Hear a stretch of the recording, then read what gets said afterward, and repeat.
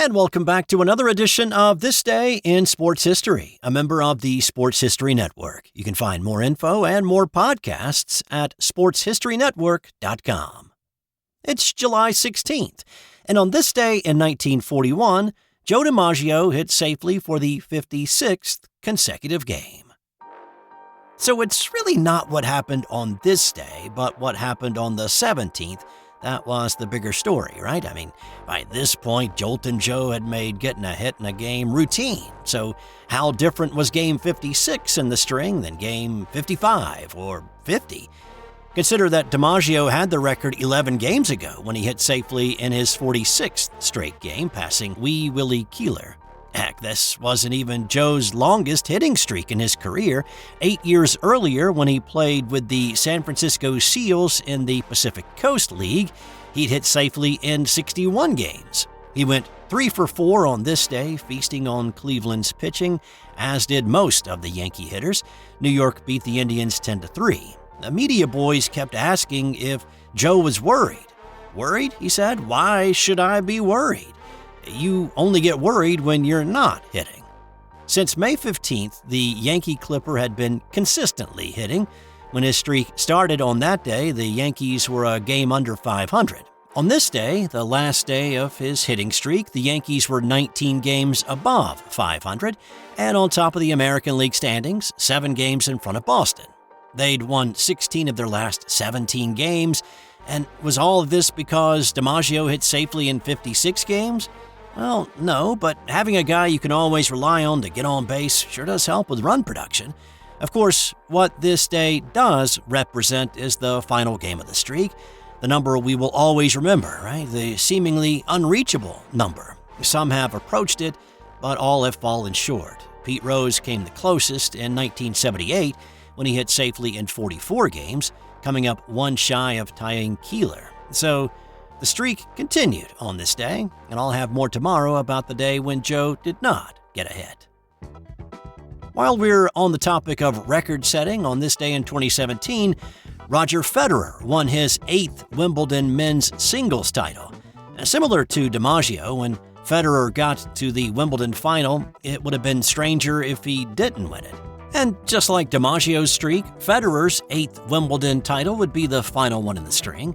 Facing 7-seed Marin Cilic from Croatia, this one was actually easier than any of his other Wimbledon triumphs. His first back in 2003 was a straight setter, but 2 of those sets had gone to tiebreaks to beat Mark Philippoussis.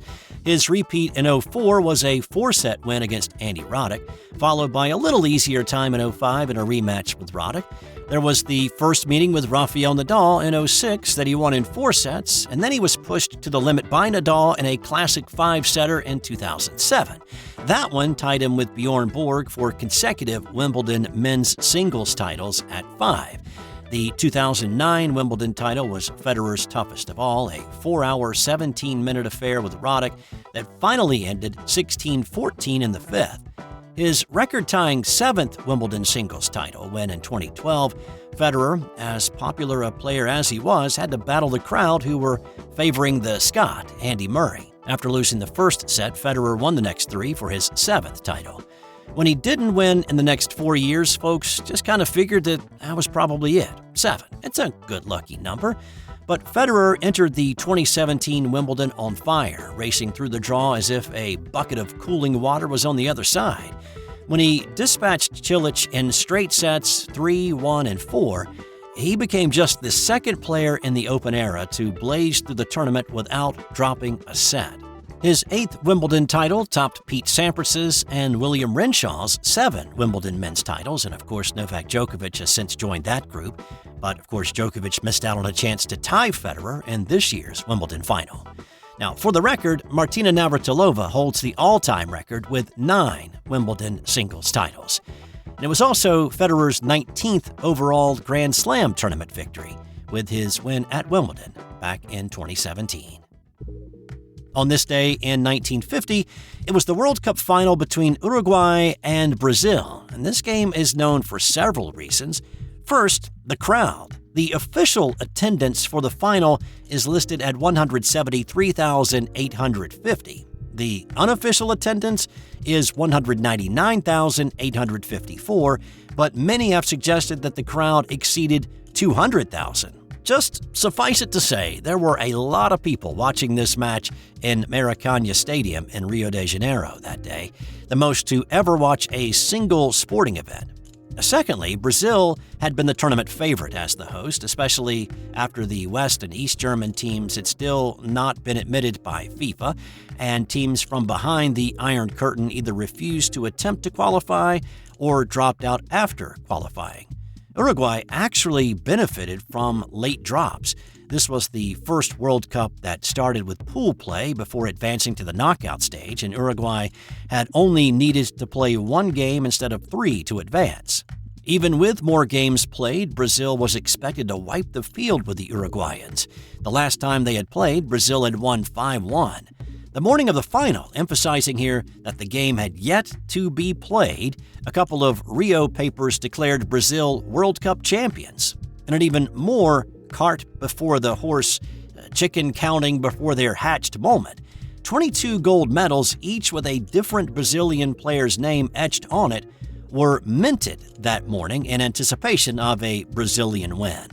The mayor of Rio congratulated the Brazilian team in a pregame speech, saying, "You, players, who in less than a few hours will be hailed as champions by millions of compatriots.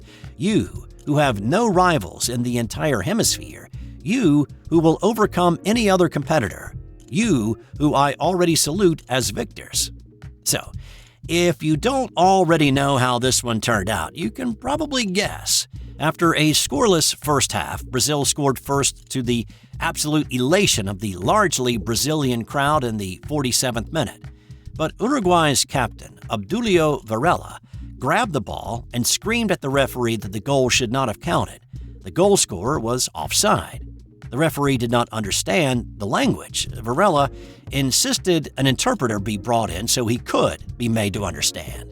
A bilingual player was brought in to translate, message delivered, the goal still counted. The discussion took so long, though, that the crowd had quieted down considerably. Varela took the ball back to the center circle, looked at his teammates, and screamed, "Now it's time to win." Juan Alberto Schiaffino tied the game at 1 in the 66th minute, and then Alcides Gija stunned not only the Brazilians but the entire crowd of 200,000 plus there that day with his goal in the 79th minute. Uruguay led 2-1, but they had 11 minutes plus added time to kill. The crowd became crickets. A chilling silence came over those gathered there that day, and when the final whistle blew, the stadium was filled with, quote, "a disturbing and traumatic absolute silence." Celebrations in Uruguay, though, did get a bit out of control, with 8 people dying the following day. On this day in 1971, Steve Prefontaine won a 5,000-meter race, which in itself is not different than what he normally did. He won a lot of 5Ks in his life. He won 4 straight NCAA 5K championships, but it's how this race was won that is unique. So, at this point, Pre is pretty well known. He's already been on the cover of Track and Field magazine and Sports Illustrated. He's between his junior and senior year at Oregon, and this is an early test for the 1972 Olympics that were going to be held in Munich. Running on the track at Duke University in Durham, North Carolina on this day in a Pan-Africa-U.S. dual track meet, Pre was locked in a battle with Ethiopia's Miros Iftar. Prefontaine loved running out front. He did not like a slow pace, and at one point said no one will ever win a 5,000-meter race by running an easy first 2 miles. With 2 laps to go, it was a 2-person race, Pre and Iftar. As the runners rounded the corner coming to the line for the final lap, Iftar took off and he built a 100-meter lead.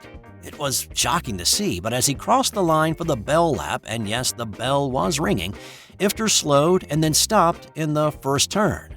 Prefontaine sprinted around Iftar, who had a confused look on his face. Pre ran alone for the final lap and crossed the line for the win. Iftar, who could not understand English, thought the race had ended when he crossed the line a lap earlier. After a 15-minute consultation amongst officials, it was finally understood that Ifter had simply miscalculated and taken off in a sprint to the line, a lap too soon. And on this day in 1983, there may not be a better example of drive for show and putt for dough, and maybe this is more of a cautionary tale that every shot at a major golf tournament is important. It was the third round of the Open Championship played that year at Royal Birkdale. Golfer Hale Irwin left his birdie putt on the par 3 14th hole hanging on the lip. He thought he'd hit it perfectly. He thought it was going to disappear in the hole for a 2. But it just sat there, staring at him, not moving that little extra bit to drop. Irwin casually walked up to the cup to tap it in. Maybe just a little, nope, definitely way too casually. And like he'd done 1,000 times on thousands of golf courses around the world, Irwin waved at it with one hand, intending for the blade of the putter to hit the ball into the cup. But he missed it, not just the putt, the entire ball. There are some who may have tried to pass it off like they didn't mean to do that, but Irwin owned up to his carelessness and said he intended to hit the ball. His whiff counted for a stroke. He tapped it in with more than casual intent and wrote down a bogey 4 for the hole. When defending champ Tom Watson rolled in his par putt on the 18th the following day to win the Open Championship again, he celebrated his one-shot win over Hale Irwin and Andy Bean. Irwin's whiff cost him a shot at a playoff for the Claret Jug. Time now for today's non-sports fun fact. The numbers on a roulette wheel add up to 666. That's all for today. I'll have more tomorrow on This Day in Sports History.